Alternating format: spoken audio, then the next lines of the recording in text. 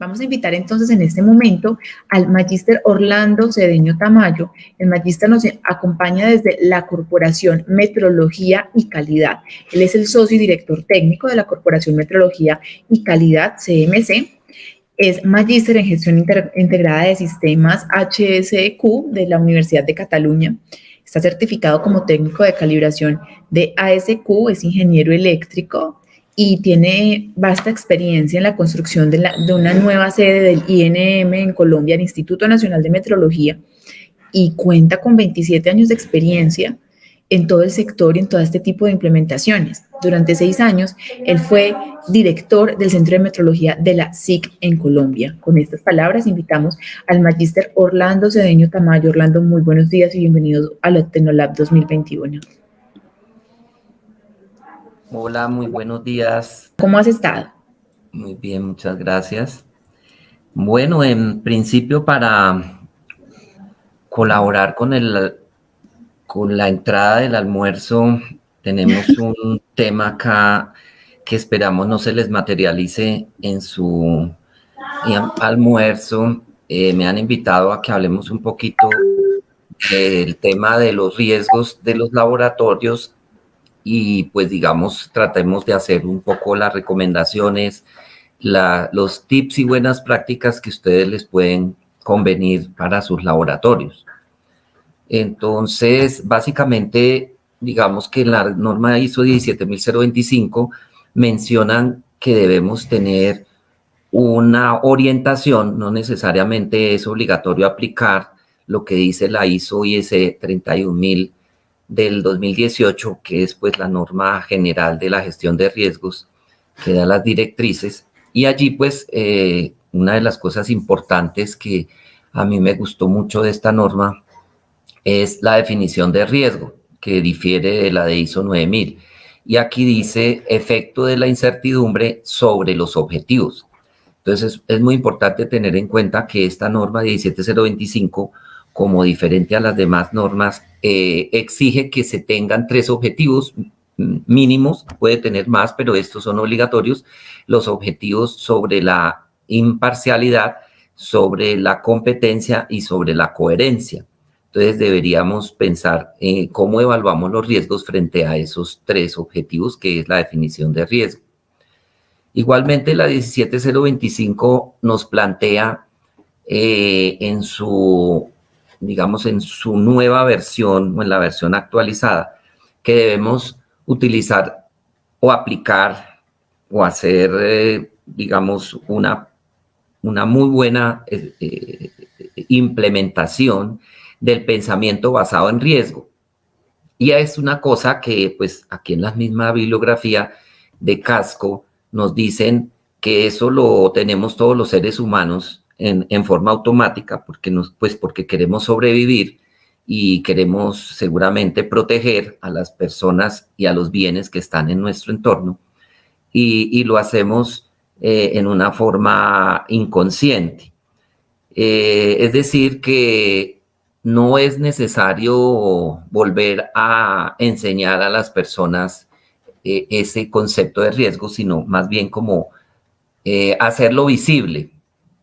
Y pues básicamente aquí hay una cosa muy importante en esta reflexión que dice que el pensamiento basado en el riesgo hace que la acción preventiva sea parte de la planificación estratégica y operativa. Es algo muy importante para que los laboratorios observen que no desapareció la filosofía de la acción preventiva, solamente se mejoró su orientación en el sentido de que si los laboratorios y todas las organizaciones del mundo no tuvieron una muy buena experiencia en la acción preventiva, tal vez por motivos culturales, entonces pues ahora se trata de que si no aprendes a ser preventivo, pues te asustamos. Y esa es la idea, ¿no? El pensamiento basado en el riesgo es asústese un poquito antes de que le pasen las cosas para que planifique lo que debe hacer en caso de que se llegue a materializar. Y eso es bastante importante. Hay otra cosa muy interesante que dijo Casco, que es el organismo de la ISO que se dedica a la evaluación de la conformidad, y dice que en esta norma hay una mayor orientación al proceso. O sea, no quiere decir que sea obligatorio en aplicar toda la tecnología de procesos, como está en otras normas de gestión, sino que se empieza a enfatizar, o sea, va a ir equilibrándose poco a poco esta nueva versión con todas las tecnologías del enfoque de procesos. Entonces, igual vemos que en algunos procesos o en unos numerales de la norma ya se utiliza la palabra proceso, lo cual, pues digamos que genera una nueva visión de cómo debemos comprender de que estamos frente a un sistema de gestión que debe comprenderse y aplicarse por el enfoque de procesos. Es decir, que no debemos seguir siendo del pensamiento lineal del requisito 4.1, 4.2, 4.3, sino que esto tiene una evaluación holística. O sea, no es solamente mirar el orden de los requisitos, sino cómo se debe integrar estos requisitos en unos procesos y esos procesos en un sistema. Si no, pues no va a serle provechoso el enfoque del sistema, del enfoque de procesos, el enfoque sistémico, etcétera, etcétera. Entonces, pues de lo que vamos a hablar únicamente extraemos de la norma donde aparezca la palabra riesgos. Entonces, aquí hay como dos escenarios que me parece importante que se señalen. Un escenario inicial es la imparcialidad. Esta norma le da mucha relevancia a la imparcialidad en función de su definición, que es objetividad, ¿cierto? Presencia de objetividad. Y es obligatorio porque, pues, como se ha escuchado en el foro, el debe de la norma es obligatorio, no es opcional. En nuestro libre, digamos que en nuestro libre español puede ser que algunas personas entiendan que debe, podría ser opcional, pero frente a las normas ISO es un requisito obligatorio. Entonces aquí dice que identificar quiere decir planificar, quiere decir que antes de que sucedan las cosas debo tratar por todos los medios de encontrarlas para estudiar las amenazas y posiblemente prepararme para tener los mejores controles que sean adecuados para que eso en la medida de lo posible no se materialice. Algunos riesgos van a ser latentes y no los podemos eliminar, vamos a convivir con ellos, pero vamos a mantener activos los controles para que no se vayan a generar adversidades a nuestro negocio, a nuestra relación con el cliente, a nuestra filosofía fundamental que es producir resultados confiables.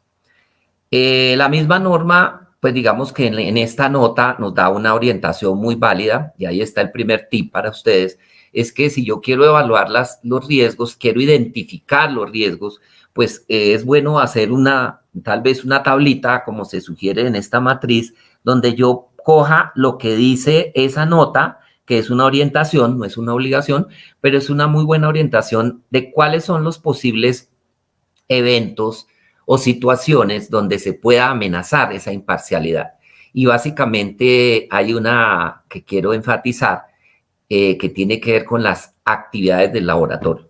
Es muy importante entender que en esta nueva versión o en esta versión actualizada, la palabra actividades del laboratorio reemplaza a calibración, ensayo o muestreo.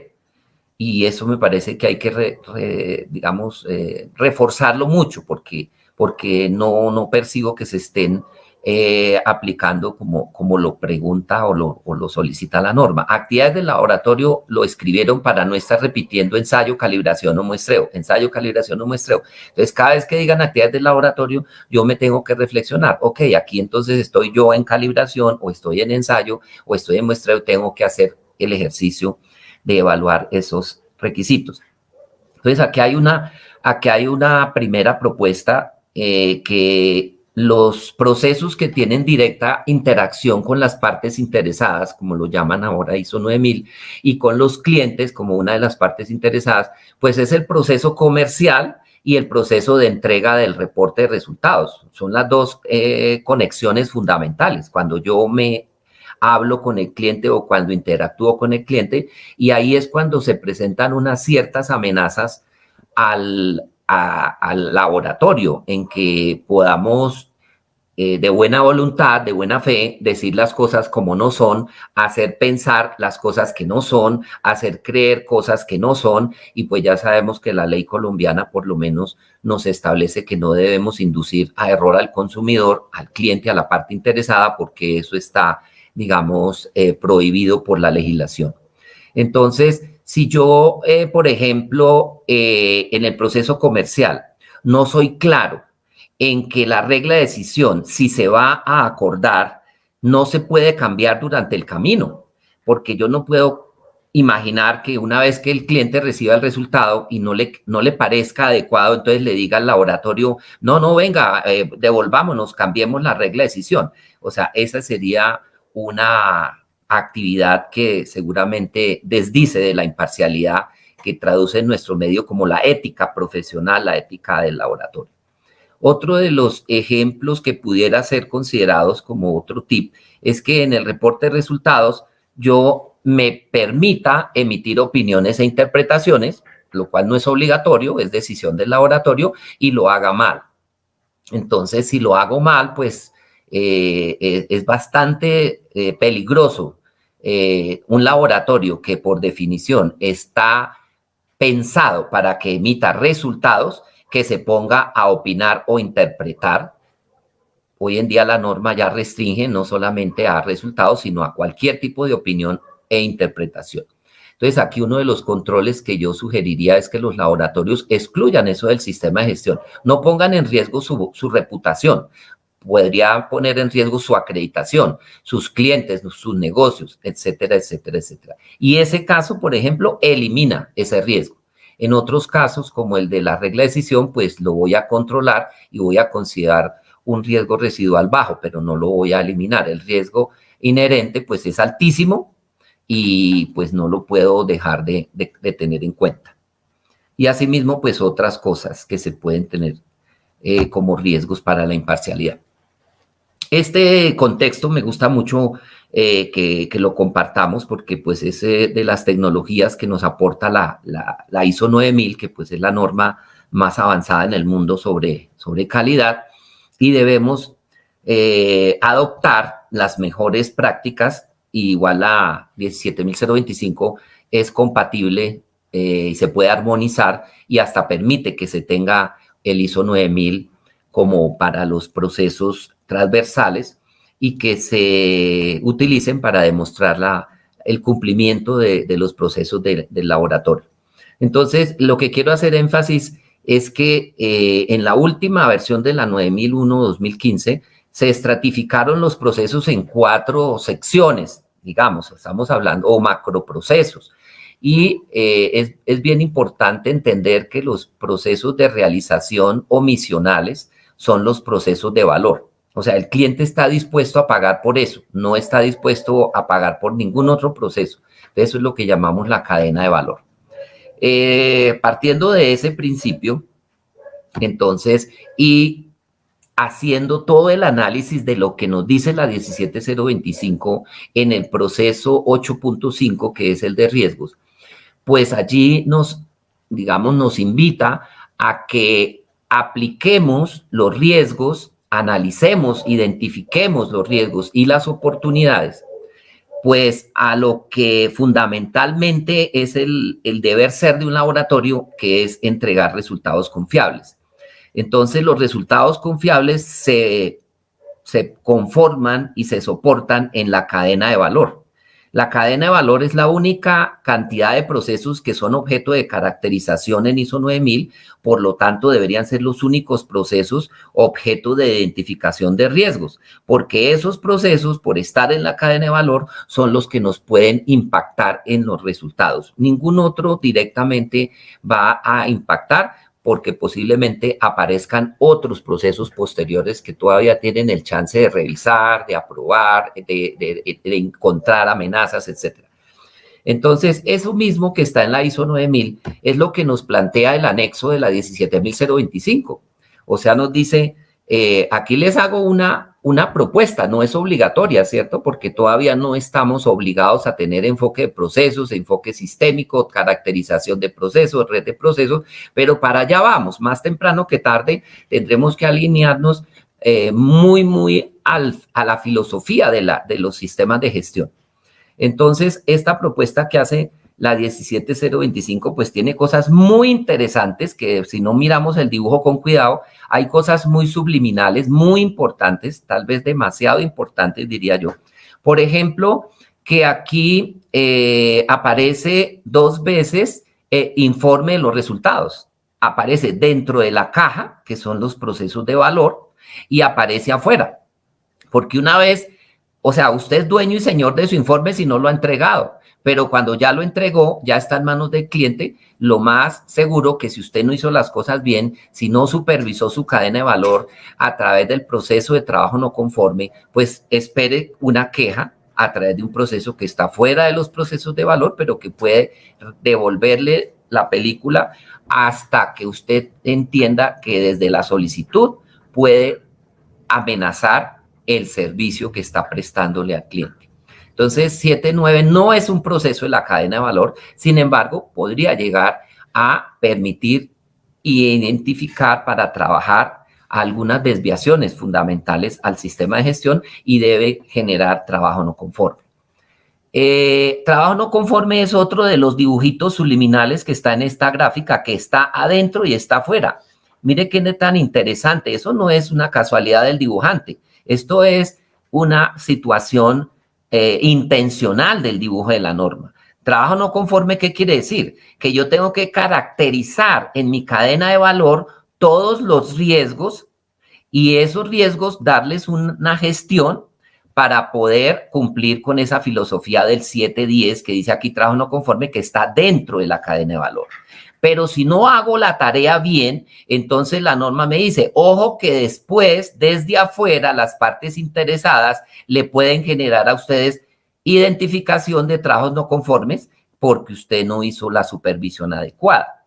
Entonces, ¿cuáles procesos que no son de la cadena de valor, que no son necesarios de caracterizar, pero que podrían servir para identificar problemas que yo no supervisé? Pues auditoría interna, pues revisión por la dirección, y es obligatorio tenerlos en cuenta para registrar o iniciar gestión de trabajo no conforme. Entonces, ¿cuál es el tip aquí más importante que yo les recomendaría a los laboratorios? Pues que observen que siempre en el 7.10 y en el 8.5 y en muchas partes la norma nos habla de las actividades de laboratorio. Las actividades de laboratorio quiere decir el ensayo, la calibración o el muestreo. Pero también el 7.10 y el 8.5 invitan a que se haga un análisis de riesgos en las actividades de laboratorio y sus actividades conexas. ¿Qué quiere decir eso? Pues la cadena de valor, las actividades donde pueden afectar a esa calibración, a ese ensayo o a ese muestreo. Entonces, la invitación que yo les haría es que cuando hagan una verificación de método o una validación de método, que es el momento más detallado en el cual yo me doy el ancho de mirar paso a paso mi actividad específica del laboratorio, entonces aproveche esa verificación o validación de método para que a cada actividad le identifique riesgos y le genere controles para que haga un excelente trabajo de pensamiento basado en riesgos y no tenga problemas en el futuro de que cada rato aparecen nuevos y nuevos y nuevos, a pesar de que la norma le dice, bueno, si le aparece un nuevo riesgo, vuelve y gestiónelo, pero es que está bien una vez, 2 veces, 3 veces, pero todas las veces generando nuevos riesgos quiere decir que tu planificación está muy insuficiente. Entonces, esa es una invitación que les va a dar seguramente mucha, altísima prevención, ¿cierto? Análisis de los riesgos y gestión de controles necesarios. Bien. Después de eso, pues vienen los memes que salen sobre gestión de riesgos, ¿no? Este me pareció muy simpático, lo que hacemos usualmente en Colombia y seguramente en otros países vecinos, es que nos volvemos muy ingeniosos. Entonces los técnicos dejamos de ser técnicos, los profesionales dejamos de ser profesionales porque tenemos que ser con la suspicacia indígena los solucionadores de los riesgos, ¿cierto? Entonces, pues ojalá que les funcione, porque si no estaría la vida de por medio, además de que la unidad de aire también le puede acabar su vida aplastándolo, cuando no tenemos en cuenta un poquito qué riesgos están presentes y cómo hacer para que no se me materialicen. Parece ser que los controles están gorditos. Ojalá no se les materialice en cualquier situación anómala, ¿no es cierto? No estamos aplicando ninguna seguridad industrial a ese tipo de trabajo. Entonces, retrotrayendo todo esto, pues por eso es que la norma en su introducción nos dice, este documento requiere, o sea, es obligatorio que planifique e implemente acciones para abordar los riesgos y las oportunidades. Los riesgos son los negativos y las oportunidades pues son los riesgos positivos, ¿no? Porque también pueden haber riesgos positivos que por demás hay que trabajarlos con orientación a la mejora. En el 7.1, en el 7 requisitos del proceso, sigue hablando la norma de proceso. En el 7.8, en la declaración de conformidad, en los reportes, dice que hay que tener en cuenta el nivel de riesgo. ¿Qué quiere decir esto? Que si yo soy honesto y soy ético, yo cuando le declaro a un cliente una regla de decisión, entonces la ética y la norma me dice que tengo que decirle cuál es el nivel de riesgo. Ahí dice directamente eso y las publicaciones de los organismos homólogos del mundo de acreditación nos han escrito y hay digamos, experiencia en que es muy ético, supremamente ético decirle al cliente cuál es el nivel de riesgo. Yo invitaría a reflexionar al sector eléctrico colombiano, de las electrificadoras y al sector de los acueductos, a que consideren si están siendo éticos, porque no les están diciendo a los clientes el nivel de riesgo de la regla de decisión que ellos decidieron y que no permiten que el cliente se las cambie. Pero por lo menos hay que ser ético y decir, esa regla de decisión que yo decidí y se la impongo a usted es con este nivel de riesgo, porque no lo están diciendo y hay que decirlo. En el proceso 7.10 vuelve y aparece la palabra riesgo. Entonces, lo que quiere decir este proceso es que las acciones, o sea, los controles con los cuales usted va a mantenerse tranquilo de las amenazas de esos riesgos, tienen que basarse en lo que usted ha establecido.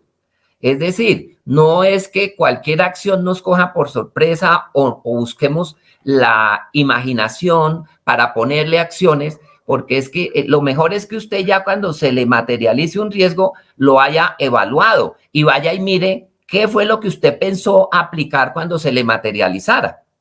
Si no le dio resultado es porque la acción no fue eficaz, entonces tenemos que mejorarla, pero no hay que ponerse a inventar lo que ya planificamos. Entonces es bastante importante esto, correlacionarlo con el 8.5. El 8.5 no se puede ver como una cosa independiente, como una cosa adicional.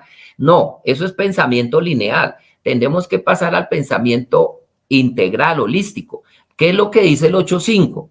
Dice, el laboratorio debe considerar los riesgos y oportunidades asociados con las actividades del laboratorio. ¿Qué quiere decir eso? Cadena de valor. Todo lo que está en la cadena de valor y específicamente las actividades del laboratorio.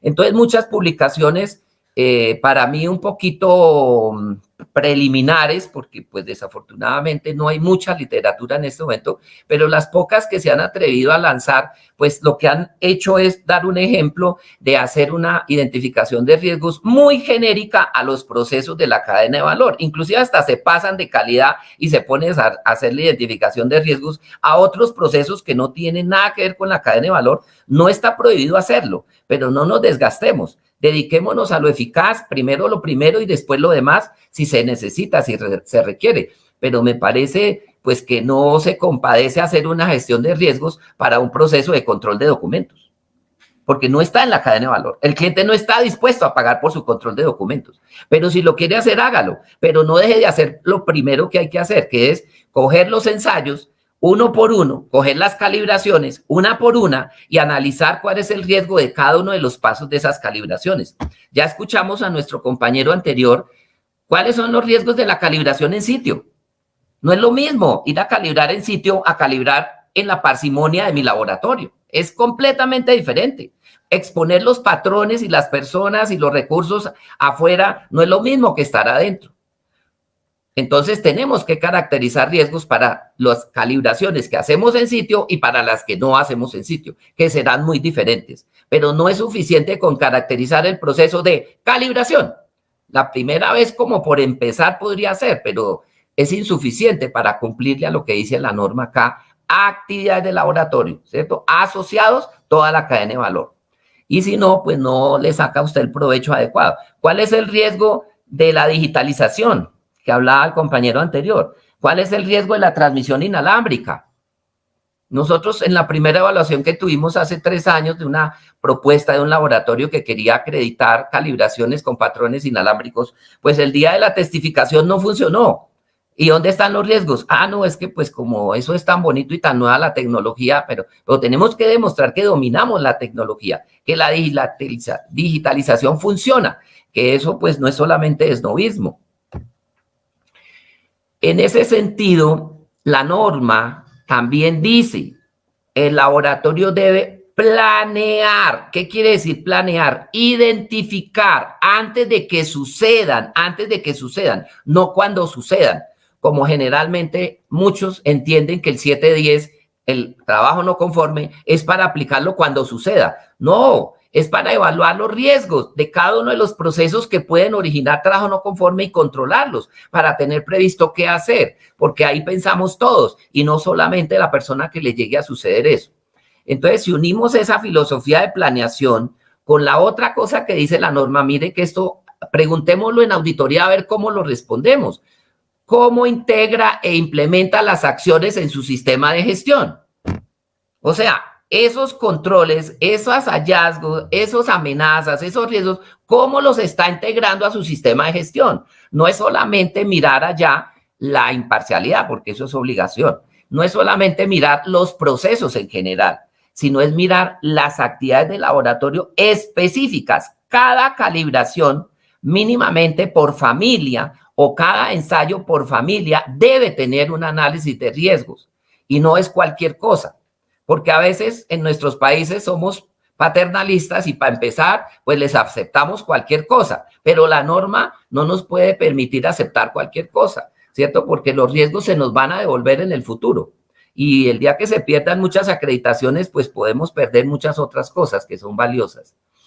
Entonces, aquí hay un tipcito, una propuesta de que hagan ese ejercicio en la verificación del método. De una vez están cubriendo trabajo no conforme, de una vez están cubriendo gestión de riesgos y de una vez están buscando las mejores respuestas para los problemas que se presenten por la experiencia. Aprovechen la experiencia de los técnicos. Recepción de muestra. Es muy diferente recibir una muestra microbiológica a una fisicoquímica. Es muy diferente recibir una pesa F1 a una pesa E2. Es muy diferente llevar una pesa M1 al campo a llevar una pesa E2 a donde un cliente. O sea, hay muchas cosas muy diferentes en cuanto a riesgos para que nos quedemos con cosas tan generales. Yo aquí en esta propuesta estoy involucrando otra cosa subliminal y es que aquí los riesgos no necesitan, en esta norma no necesitan nada de la matemática, de la probabilidad, de la multiplicación, de la frecuencia, nada. Si lo quiere hacer porque usted es una empresa muy grande, hágalo, pero cuando es un laboratorio pequeño, de pocos ensayos, ¿para qué nos metemos en tantos problemas de probabilidades y frecuencias? La única cosa que nos dice la norma aquí es evalúe el impacto potencial. Potencial, esa palabra es supremamente importante. Quiere decir, ¿qué pasaría si se le llega a materializar? Quítense de la cabeza eso de que los riesgos es cuando ya se materialice, que el trabajo no conforme es cuando ya se presente. No, aquí la norma dice potencial. ¿Qué le pasaría a sus resultados si esto se le llega a materializar? El riesgo inherente es terrible, catastrófico, pues eso es indispensable, decir que es alto. Y cuando usted establece un control, entonces el riesgo inherente pasa a ser un riesgo residual. Y ya, pero esa es la teoría de la filosofía, no hay necesidad de ponerle números. Yo nunca he necesitado en los laboratorios números, porque a veces me ponen el número 8 por 4, 43 y les digo, ¿y eso es terrible? No, eso es bajito, pero ¿afecta los resultados? No, pues claro, pero si es que la filosofía de esta norma es el impacto potencial en la validez de los resultados del laboratorio. Entonces, simplemente usted puede decir, ¿afecta los resultados si se materializa? Sí, alto, no, bajo, punto, no más, no necesitamos más numerología. Y la acción propuesta, ahí está la experiencia, la inteligencia. Eso es básicamente lo que dice nuestra norma. Las acciones tomadas para abordar los riesgos y las oportunidades deben ser proporcionales al impacto potencial, no real, potencial en la validez de los resultados. Y el 90% de los laboratorios que conozco tienen dificultades en entender y aplicar este concepto, pero ya con una explicación, ya fácilmente vemos la gran ventaja de tener eso claro. Aquí un meme que encontré por ahí me pareció muy bonito, excelente, para evaluar el riesgo. Póngale el sentido común. Si el domador entra a la jaula de la fiera, pues seguramente que el riesgo es extremo. Póngale la probabilidad, póngale la consecuencia que quiera, pero eso es extremo, ¿cierto? Si le trata de utilizar equipo de protección personal, ya de pronto la consecuencia no va a ser tan terrible porque no le va a cercenar las partes, sino solamente se las va a ablandar, y el riesgo puede ser que usted lo considere moderado porque sigue viviendo. Pero si usted se inventa un control eficaz y se hace una puertica de alimentación, entonces está controlando el riesgo inherente y el riesgo residual está muy bajo, está muy bueno, pero puede ser más inteligente y eliminar el riesgo y hacer una puerta de compensación, como la deben hacer los laboratorios de metrología que tienen que controlar condiciones ambientales, ¿cierto? Un filtro, como dicen los laboratorios de microbiología, y ahí usted pone la comida, la fiera, la amenaza, el riesgo está en otro ambiente y eliminó completamente el riesgo. Eso es lo que debemos entender de la 31.000, no ponernos a echarle matemáticas infinitas a eso que esta norma no lo necesita. Seguramente otras normas lo necesiten porque tienen demasiadas consecuencias, demasiadas frecuencias, demasiadas probabilidades, pero aquí me dice, no, es que sucedió una vez, pero perdí la acreditación. Ah, pero como usted no le dijo a eso que era riesgo extremo, si con la frecuencia es una sola vez y que no le afecta a la economía, eso no es la filosofía de esta norma. En esta norma lo más importante es evitar el riesgo, prevenir el riesgo, proteger la acreditación, proteger los resultados y llegar a un feliz término. Básicamente se puede transferir el riesgo cuando generalmente se compran pólizas, ¿cierto? O se hacen acuerdos. Se aceptan los riesgos porque hay que convivir. O sea, por ejemplo, el error humano, pues ¿cómo lo podemos eliminar? Tocaría cambiar los humanos por androides. Entonces seguiremos aceptando, pero tratamos de establecer controles, capacitándolos, sensibilizándolos, evaluándolos, etcétera, etcétera, etcétera, etcétera. Muchas gracias. Esa es la idea de la filosofía de la norma, a mi juicio.